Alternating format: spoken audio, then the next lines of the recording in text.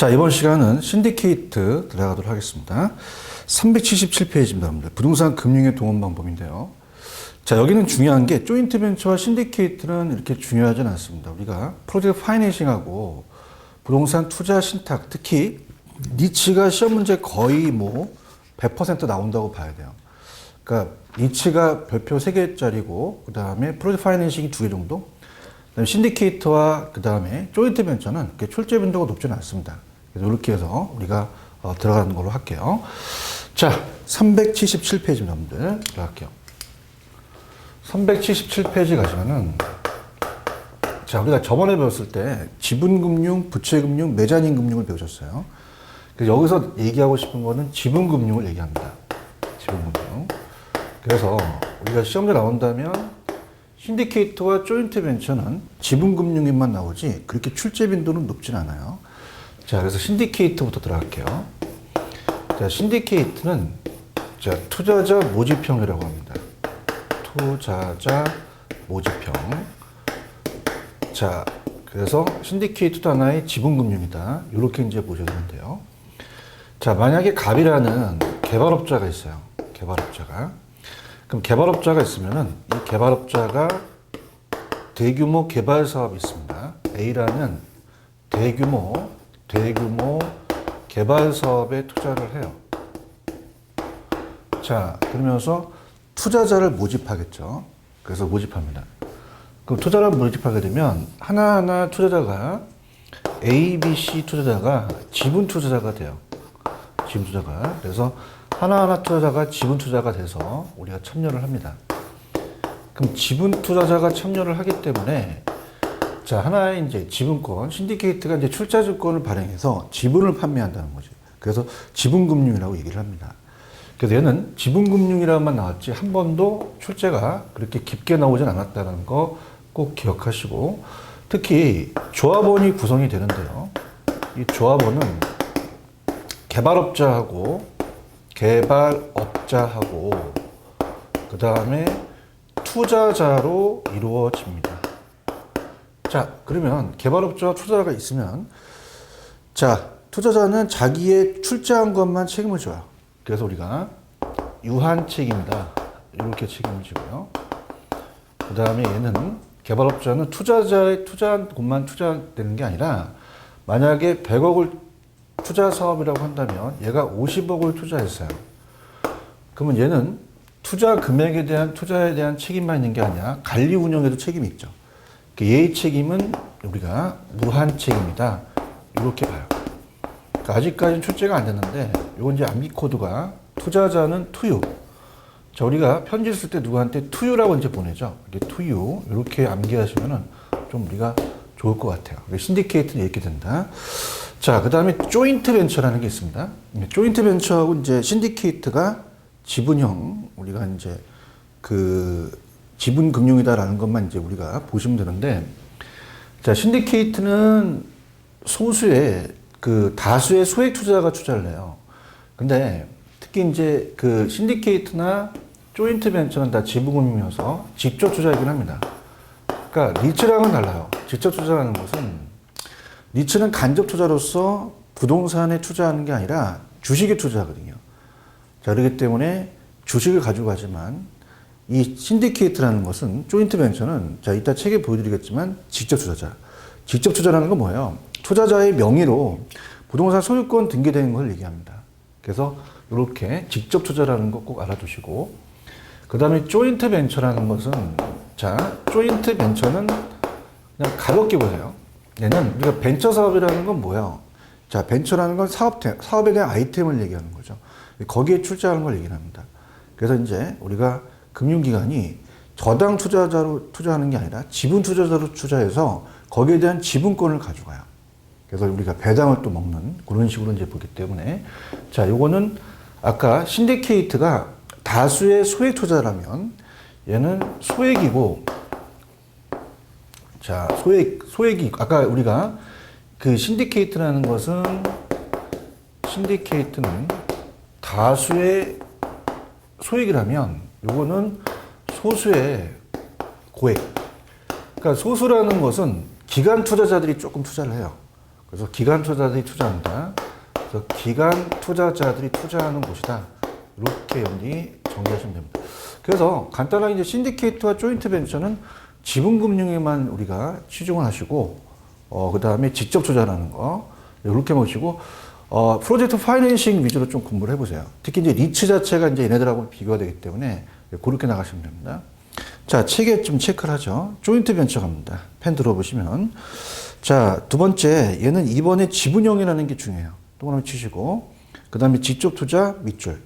그 다음에 소수의 개인이나 기관 투자를 구성, 배당 수익이 목적이다. 그렇게 가져가시면 되고, 얘는 한마디로 3번에 보시면 벤처 사업에 투자하는 거예요. 사업. 그 사업에 투자하는 거니까 장기 금융이면서 지분권을 갖고 간다. 그래서 지분금융이라는 거 꼭 체크를 하시고, 신디케이트는 뭐예요? 투자자 모집형이다. 그래서 투자자의 합동조합이다. 그래서 다수의 소액 투자자. 넘겨보시면은, 우리가 얘도 어때요? 다수의 소액이라고 되어 있죠. 합자라는 자체는 우리가 보통 개발업자와 투자가 이루어지면 합자 투자라고 합니다.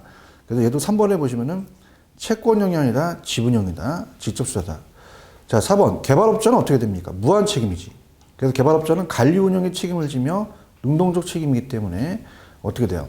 이 무한 책임으로서 자기의 지분만 투자에 대한 책임이 있는 게 아니라 관리 운영의 책임이 있으니까 무한적인 책임이다. 이렇게 보시고. 자, 아까 투유라고 암기를 하셨잖아요. 투자자는 유한 책임. 출자비를 따라 배당 수익 손해가 있는 수동적인 주체다. 이렇게 보시면 되고요.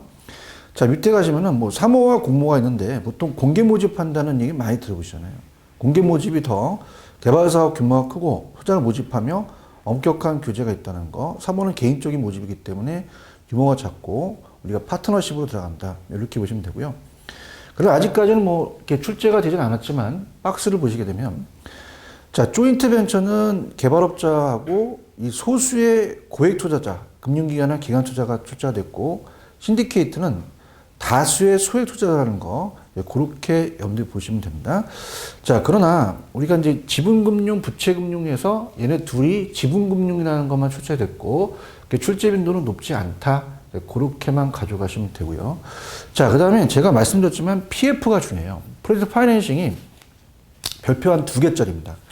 자, 2개짜리라는 거는 우리가 거의 시험 문제에 2년에 한 번씩 출제가 되는 부분이에요.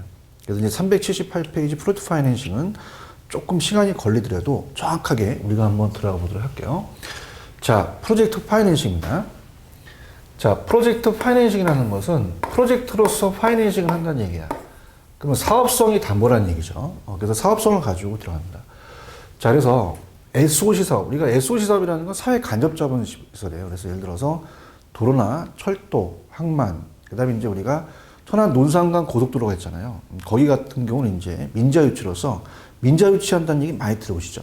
자, 그래서 그렇게 들어가시고, 그 다음에 이제 뭐 예를 들어서 뭐 여러 가지 인천공항의 고속도로라든지 이런 거에 이제 우리가 투자를 합니다.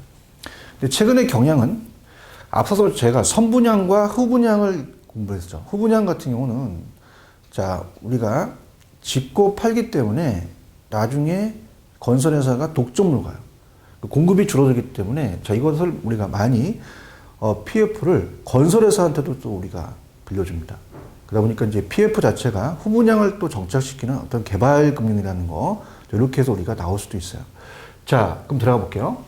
자, 프로젝트 파이낸싱이 우리나라에 들어온 계기는 자, 이러한 민자유치 같은 나중에 이제 배우시는 BTO 방식 같은 우리가 부동산 민간 투자 사업 방식에 많이 또 적용됩니다. 그래서 정부가 이러한 인천공항 같은 경우는 돈이 많이 들어가요. 대규모 사업이고 장기 사업이다 보니까 이러한 포스코 같은 사업주를 가지고 우리가 그 사업에 뛰어들게 한 다음에 파이낸싱을 일으킨다는 거죠. 그러니까 은행 자체는 부동산 담보나 부동산 신용담보가 아니라는 게 중요합니다. 자, 그래서 인천공항을 한번 예를 들어 볼게요.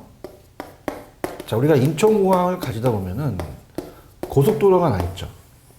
그래서 우리가 신고속도로. 자, 이렇게 고속도로가 가게 되면요. 이 고속도로나 터널 같은 게 있을 수 있어요. 그럼 고속도로를 지나가게 되면 통행료를 받죠. 그 다음에 우리가 터널 같은 경우도 통행료를 받습니다.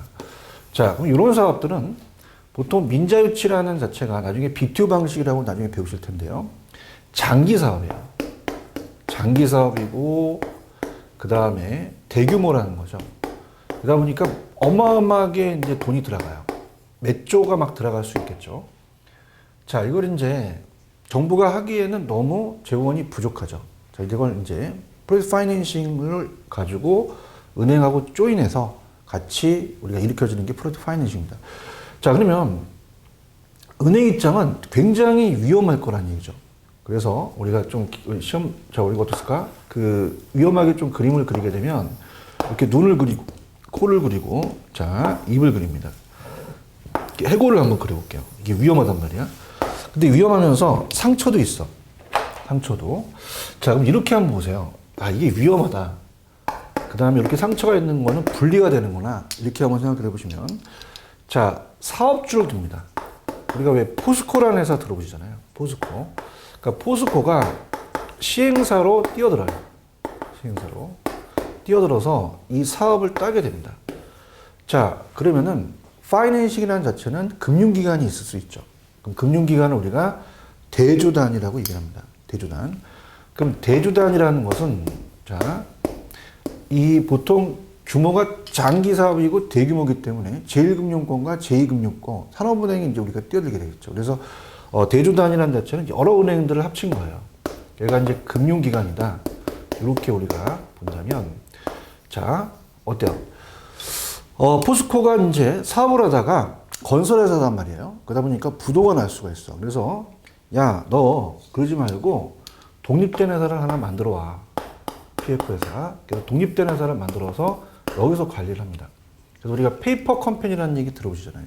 그래서 이게 감정평가 시험 문제 나왔던 걸 공인중개사 그대로 뺏겼는데, 자, 우리가 법인이 페이퍼 컴퍼니 같은 경우는 또 일정 규모를 갖게 되면 법인세를 또 면제해 주거든요. 그래서 완전히 분리해서 서로 영향을 주지 않게끔 만들어주는 거예요. 자, 그래서 완전히 사업 자체를 회계나 법적으로 완전히 독립시킨다는 얘기죠. 자, 그러면 은행 입장에서는 위험하다는 게 지금 요거는 포스코의 부동산의 물적 담보나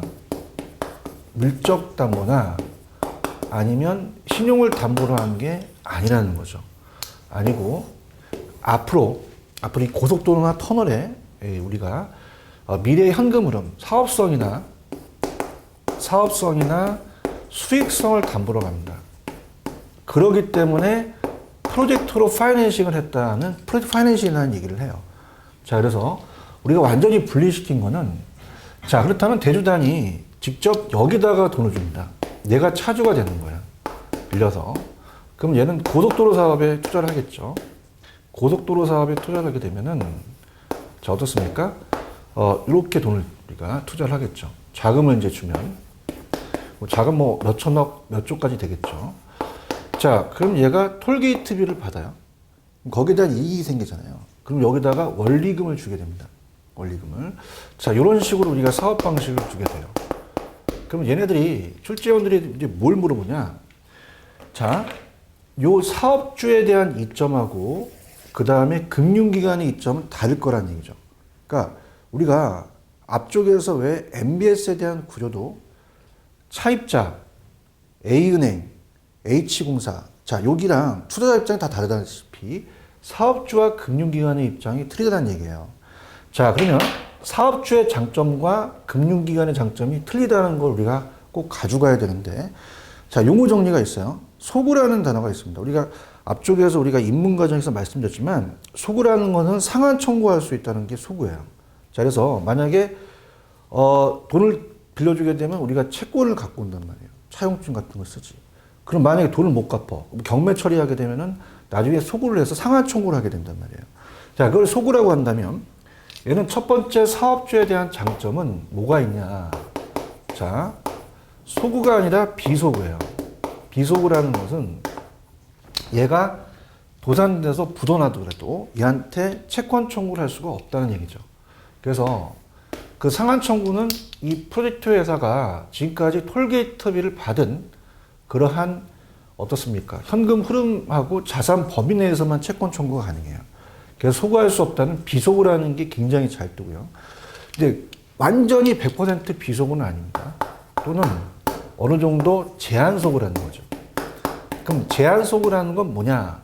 자, 얘한테 대조단은 위험하기 때문에 다 사업을 맡기지 않아요. 얘한테 사업 주체를 둬서 시공사를 선정하라고 합니다. 그럼 시공사를 선정하게 되면 시공사가 또 지급 보증을 해줘요. 그러다 보니까 위험을 분산시키는 정책으로 가야 된다는 얘기예요. 보증이라는 얘기죠. 보증. 그러면은 위험을 분산시키다 보니까 자기의 위험을 얘한테 다 전가시키는 게 아니라 나눠서 분산시키다 보면 위험을 또 분산해서 이 금융기관에 대한 장점으로 갈 수가 있으며, 또 중요한 거는 자, 이렇게 나누게 되면 상공이 많으면 배가 산으로 가잖아요. 사업이 지연될 수도 있단 말이에요. 그렇다면은 자, 어떻습니까? 얘는 또한 많은 원리금에 대한 이자 비용이 들어갈 수도 있고, 사업이 또 복잡하다 보니까 수수료 비용이 또 많다는 또 단점도 있을 수 있죠. 근데 금융기관 입장에서는 자, 어때요? 만약에 이 사업이 성공적으로 이루어지게 되면 또 수익성도 높아질 수 있다는 장점은 있다는 거죠. 이렇게 보시고요. 그 다음에 두 번째가 이 사업주가 나오는 거는 부예금융이라는 게 나옵니다. 자, 이 부예금융은 장부의 금융이에요. 장부. 그러니까 장부상이 기록이 안 된다는 거죠. 자, 그러면 이 포스코가 자, 이 고속도로만 사업에 있는 게 아니라 어떻습니까? 만약에 아파트 사업을 해요. 대단지. 그럼 아파트 사업을 하게 되면은 은행에다가 돈을 빌린단 말이에요. 자, 그러면 A은행한테 자, 나 아파트 사업하고 싶습니다. 돈 좀 주세요. 라고 한다면 장부를 갖고 오라 그래요. 그럼 요 부예금융이라는 것은 장부의 금융. 자, 장부의 금융은 뭐예요? 우리가 장부에 기록이 안 된다는 말이죠. 그래서 대차대조표라고 하는데 요즘은 재무상태표로 바뀌었습니다. 그래서 우리가 차변과 대변이 있으면은 부채로 기록이 안 되니까 만약에 부채로 만약에 몇 조 원이 기록이 됐다고 보세요. 자, 그럼 돈을 안 빌려주겠죠. 근데 이것을 이 프로젝트 회사, 독립된 회사에서 회계처리를 하다 보니까 장부에 기록이 안 된단 말이죠. 그럼 사업주 입장에서는 그럼 돈 빌려줄게 라는 돈 빌릴 수 있는 자, 채무, 수용 능력. 그러니까 돈 빌릴 수 있는 채무 수용 능력을 제고한다는 건 높인다는 거거든요. 이게 높아진다는 건 사업주의 장점이라는 얘기죠. 자, 그렇게 이제 우리가 분리를 하고요. 자, 금융기관의 장점은 뭐겠어요? 자, 우리가 이게 사업이 성공적으로 이루어지면 또 수익도 그만큼 많이 날 수가 있고요. 그 다음에 자, 이거는 프로젝트 자체가 이 프로젝트로 담보를 했기 때문에 정보를 공유해야 됩니다. 그러면 시험 문제 뭐가 나오냐? 정보의 비대칭. 자, 정보가 비대칭 된다는 자체는 정보가 차이가 있다는 거죠. 이 정보의 비대칭에 대한 문제를 줄여서 정보를 공유할 수 있는 또 어떻습니까? 정보를 공유할 수 있는 우리가 이 금융기관의 장점이 될 수 있다. 이렇게 우리가 정리해 주시면 될 것 같고요. 그 다음, 자, 자금관리라는 게 우리가 시험제 나와요. 자, 우리가 그 설날에 어머님이 우리 자체적으로 세뱃돈을 받게 되면 별도 우리가 발췌해서 별도 통장을 만들죠. 마찬가지예요. 이 자금관리라는 자체가 자, 이 자금에 대한 관리를 할 때 자체적으로 시공사와 시행사에 직접 자체 계좌를 하지 않습니다. 자, 별도 계좌를 만들어서 자, 우리 시험 문제는 이제 에스크로 계정이라고 하거든요. 자, 여기서 별도 계좌를 관리해요. 그러다 보니까 자금 관리를 따라갈 수밖에 없죠. 근데 우리 감정평가 시험 문제는 뭐가 나왔었냐면 부동산 신탁회사에서도 관리를 합니다. 신탁회사에서 관리를 해서 따로 관리를 해서 이걸 맡기기도 하죠. 그러면 이 자금 관리를 차주, 그죠? 아니면 이 사업주가 시공사와 시행사가 자체 계좌에서 한다 그러면 틀려요. 그죠? 그래서 우리가 이 에스크로나 별도 계좌로 한다. 이거 잘 나오고요. 이거 굉장히 잘 나오는 겁니다. 그 다음에 또 뭐가 나오냐. 자금의 지출에 대한 우선순위를 정합니다. 그럼 가장 중요한 건 원리금을 이 은행은 받아야 돼요. 받고, 그 다음에 두 번째, 사업주의 개발이익하고 공사비를 얘기합니다. 시공사에. 그럼 시공사의 공사비도 대출에서 이루어진 거예요. 자, 그렇다면은 우리가 두 번째 들어가는 거는 자, 시공사에 공사비를 먼저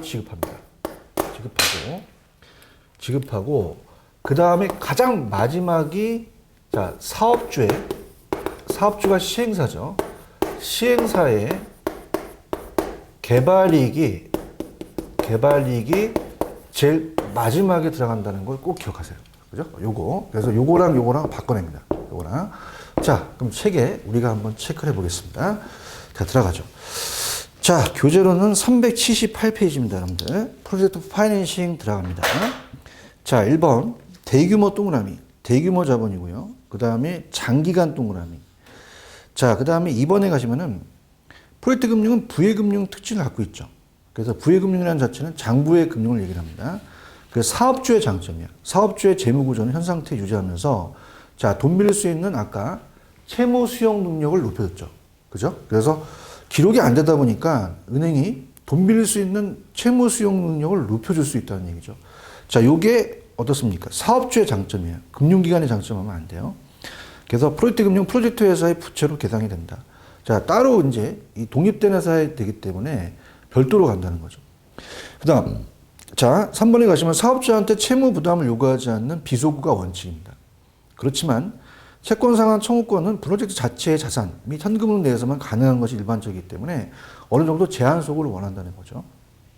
그 다음 4번을 가시면요. 사업성을 기초로 대출이 이루어지기 때문에 사업주에 대한 신용평가 없이 대출금에 대한 상환이 가능해지므로 자, 은행은 정보를 공유하게 되죠. 그래서 정보의 비대칭성 문제를 해결할 수 있다는 것도 굉장히 중요합니다. 자, 그 다음 프로젝트 금융은요. 절차가 복잡해요. 그래서 아까 위험은 분산시키지만 사고기만 하면 배가 산으로 가잖아요. 그러다 보니까 절차의 복잡성과 사업이 지연될 수 있습니다. 그러다 보니 가능한 위험 부담이 크기 때문에 대출 기간은 상당한 높은 이자율과 수수료를 요구할 수밖에 없죠. 그래서 다른 일반 기업금융 기법보다는 높은 금융 비용을 들어간다. 꼭 체크하시고요. 자, 그 다음에 프로젝트 회사는 어떻습니까? 우리가 명목상 페이퍼 컴퍼니예요. 그렇기 때문에 우리가 일정한 자격 요건을 가지면 법인세가 면제된다고 시험에 나왔었거든요. 그래서 프로젝트 회사는 법률적 경제적으로 완전 독립된 회사이며 면목상 회사로서 일반적이다 이렇게 보시면 되고요. 그 다음에 이제 밑에 있는 얘기가 우리가 시험에 나왔던 지문을 제가 기출문제를 요약을 했는데 이거 중요합니다. 자, 우리나라의 금융기관, 자, 우리나라의 프로젝트 금융 시 금융기관의 위험을 줄이기 위한 조치. 자, 어떻게 했어요? 잠시 말씀드렸지만 아까 에스크로 계정으로 이제 자금 관리를 따로 하고요. 그 다음에 이제 뭐 시공사, 시행사한테 뭐 각서를 받는다든가, 그 다음에 우리가 요거는 담보대출이 아닙니다. 그러다 보니까 우리 담보신탁 같은 걸 하게 되면 수익증권이라는 걸 발급하잖아요. 수익증권의 질권을 설정하기도 하거든요. 자, 들어가 보도록 하죠. 자, 기업, 프로젝트 현금 유출입에 대하여 철저한 감독 및 통제를 하기 위해서 결제위탁 계정 밑줄, 요게 에스크로 계정이에요. 따로 계정 우리가 관리를 하죠. 운영한다. 그 다음에 시행사, 시공사의 부도가 발생할 경우 사업권이나 시공권을 포기하겠다는 각서를 받아요. 그 다음에 시공사에게 책임 준공 의무를 부담하겠죠. PF 대출에 채무를 인수하게 하거나 PF 대출금에 대한 보증을 제공하도록 하고 대출금 보증에 대한 시공사의 신용보강을 요구한다. 이렇게 보시면 됩니다. 자, 개발사업의 자금 지출 우선순위를 정할 때는 요거 벼펴치십시오. 두 번 추적을 했어요. 그래서 아까 제가 요 공사비라는 것은요. 시공사의 공사비는 대출로 이루어졌어요. 그래서 금융기관이 위험을 줄이기 위해선 대출로 이루어진 공사비를 먼저 지급하라는 얘기예요. 요게 먼저 나가고 자, 보다 먼저 인출돼야 된다는 거죠. 그래서 우리가 개발이익보다는 공사비 시행사의 개발이익, 자, 공사비가 시행사의 개발이익보다 먼저 인출해 준다는 거 꼭 기억하시고. 그 다음에 부동산 개발 사업지를 자, 우리가 요게 지금 어떻게 됩니까? 예를 들어서 대형 건설사가 PF를 일으켰다. 그러면 담보대출이 아니기 때문에 아직 건설을 못했단 말이에요. 그럼 부지는 있을 거 아닙니까? 그럼 부지 소유권을 신탁회사한테 넘겨버려요. 그럼 신탁회사는 수익증권을 발급하죠. 자, 이 수익증권을 우리가 가지고 어때요? 이 자체적으로 담보신탁이 되는 거죠. 그럼 수익증권을 증서에 질권을 또 설정하기도 하거든요. 그래서 우리가 질권을 또 설정한다는 건 장치를 해둘 수 있는 뭐 그런 것들을 우리가 볼 수가 있습니다. 그래서 우리가 보통 담보신탁이라고 얘기를 하죠. 자, 이렇게 해서 정리를 하시고요. 그 다음 밑에 프로젝트 파이낸싱과 일반 기업금융은 아직까지는 뭐 그렇게 비교는 크게 나오진 않았기 때문에 요거는 그냥 정보의 비대칭, 우리가 프로젝트 파이낸싱은 정보를 공유하니까 비대칭 문제를 줄일 수가 있고요. 그 다음에 일반 기업금융은 자, 이건 어떻습니까? 자체적으로 담보대출이기 때문에 이게 영매 처리할 수 있잖아요. 그래서 이래라 저래라 할 수 없기 때문에 정보의 비대칭으로 역선택 발생이 가능하죠. 그래서 정보를 공유하지 않은 상태고요. 그 다음에 프로젝트 파이낸싱은 담보가 해당 프로젝트에 대한 사업성입니다. 그래서 이 자산 현금 흐름인데, 자, 일반 기업 금융은 어떻게 돼요? 우리가 담보나 신용대출로 가는 거죠. 그 다음에 프로젝트 파이낸싱은 자, 만약에 이 독립된 회사가 도산됐더라도 사업주의 자산에 대한 소구권 행사가 배제 또는 제한, 소구가 되겠죠. 그러나 일반 기업 금융은 자, 경매 처리할 수 있어요. 왜? 담보가 이제 저당권이 설정되어 있으니까 이 돈을 못 갚게 되면 사업주의 자산에 대한 소구가 가능하겠죠. 자, 그 다음에 차주는 프로젝트 파이낸싱은 차주가 되는 것이, 차주가 프로젝트 회사가 되는 것이고, 일반 기업 금융은 사업주가 되는 것이죠. 그럼 프로젝트 파이낸싱은 은행 입장에서는 굉장히 위험하단 말이에요. 사후 관리가 엄격하죠. 근데 이제 일반 기업 금융은 엄격하진 않는 게 나중에 우리가 돈을 이행 못했을 때 소구권이 행사되므로 채무 불이행 시에 소구권이 행사되기 때문에 사후 관리가 그렇게 엄격하진 않습니다. 자, 그 다음 프로젝트 파이낸싱은 자금 관리는 어떻습니까? 대주단이 우리가 특히 에스코로 계정을 운영을 해요. 그래서 따로 별도로 관리를 하거나 아니면 부동산 신탁회사에 또 위탁을 하기도 하죠. 그래서 에스코로 계정으로 이제 관리를 하지만, 자, 어때요? 일반 기업금융은 자금을 사업주가 관리를 할 수 있죠. 그죠? 그래서 직접 관리한다는 거, 그렇게 정리해 두시기 바랍니다. 자, 그러면 한번 정리하는 시간을 갖도록 하겠습니다. 자, 우리가 지금 시간에 들어와서 신디케이트서부터 쭉 나갔죠. 근데 신디케이트는 이렇게 출제 빈도가 높진 않습니다. 그래서 신디케이트는 지분금융이면서, 자, 직접 투자다. 요것만 가져가세요.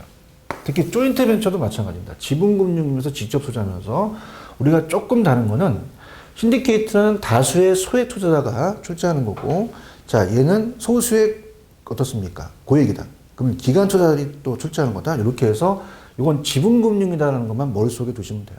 근데 자, 어디가 이제 우리가 중요하다 그랬어? PF죠. PF는 별표 2개짜리라는 거죠. 그래서 다시 한번 우리가 정리를 해본다면, 자, 프로젝트 파이낸싱은 담보나 물적 담보가 아니라는 얘기입니다. 사업성을 담보로 간다는 거예요. 그럼 장기적 대규모고, 자, 이거는 얘네 둘이 얘가 좋은 점이 있고 얘가 좋은 점이 다르다는 거죠. 그러면 사업주가 좋은 점은 완전히 독립된 회사가 만들었기 때문에 회계 처리와 법적 관리를 달려하기 때문에 얘가 부도나더라도 상한 청구를 못해요. 그러다 보니까 비소구지만 어느 정도 제한소구다. 왜? 분산하잖아. 분산해서 여러 이해관계자를 둬서 어느 정도 이 시공사의 지급보증으로 아니면 얘네들한테 너 연대보증 줘. 너 대표이사한테. 그래서 우리가 제한소구가 된다는 거 꼭 기억하시고, 그 다음 최근의 경향이 부회금융이에요. 그래서 사업주의 대차조폐 기록이 안 돼서 채무 수용 능력이 높아진다는 거죠. 이건 사업주의 이점이라는 거 꼭 가져가시고, 자, 금융기관은 어떤 이점이 있을까요? 금융기관은 자, 수익성이 있어요. 왜냐? 이거는 담보대출이지 아니지만 사업성이 있기 때문에 이게 대박이 터지게 되면 일단 금융비용이나 여러 가지 수수료를 사업주가, 차주가 내겠지만 그만큼 수익성이 또 많아질 수 있다는 거죠. 위험이 클수록 수익이 크잖아요. 그 다음, 정보를 공유한단 말이에요. 우리가 이게 물적 담보가 아니니까 얘네들이 어떻게 할지 어떻게 알아요. 그래서 우리가 정보를 공유하기 때문에 정보가 비대칭되는 문제를 줄여. 그럼 정보를 공유할 수 있다는 게 금융기관의 장점이다. 그렇게 가져가시면 되고, 그 다음에 자금관리예요. 자금관리는 시공사, 시행사가 자체에서 계좌에서 한다면 안 돼. 에스코로에서 별도 계좌한다. 특히 감정평가 시험 문제 부동산 신탁회사에서 또 관리하기도 한다. 그 다음에 자금의 지출 우선순위는 가장 1순위는 얘는 원리금 달라는 거지. 돈 달라. 그래서 너 대출했으니까 너 돈, 원리금 빨리빨리 갚아. 그 다음에 두 번째는 너의 개발이익은 나중이야. 그래서 시공사의 공사비가 대출을 들었으니까 이 사업주의 개발이익보다는 공사비가 먼저 나가야 된다. 이렇게 정리해 두시면 됩니다. 자, 그 정도 정리하시면 되고요. 그렇게 해서 이제 우리가 다시 말씀드리지만 신디케이션하고 조인트 벤처는 지분금융이라는 것만 머릿속에 두시고 직접 투자다. 우리가 부동산 자체가 리츠 같은 경우는 다음 시간에 배우실 거지만 이 주식을 산 거예요. 부동산을 산 게 아니라. 근데 직접 소유권에 대한 걸 갖고 있어서 지분금융만 가져가지고 PF 위주로 좀 가져가세요. 그래서 나중에 이제 문제집을 갈 때 PF가 상당히 문제가 많이 나온다는 걸 느끼실 거예요. PF, 프로젝트 파이낸싱을 또 염두에 꼭 가져가시고 특히 후분양으로 이제 가다 보니까 우리가 기출문제 후분양은 팔고 져요. 그러다 보니까 이 공급이 대형 건설사의 독점으로 간단 말이에요. 그래서 공급이 줄어드니까 이 후분양을 정착하게 해서 PF를 많은 건설회사한테 또 빌려줍니다. 그래서 그런 것들도 우리가 문제집에서 또 말씀을 드릴게요. 자, 이렇게 하시고요. 다음 시간은 리츠가 중요합니다. 리츠는 조금 제가 굉장히 내용이 많기 때문에 좀 자세히 들어가도록 할게요. 자, 여기까지 보시고 좀 쉬었다가 다음 시간에 가도록 하겠습니다.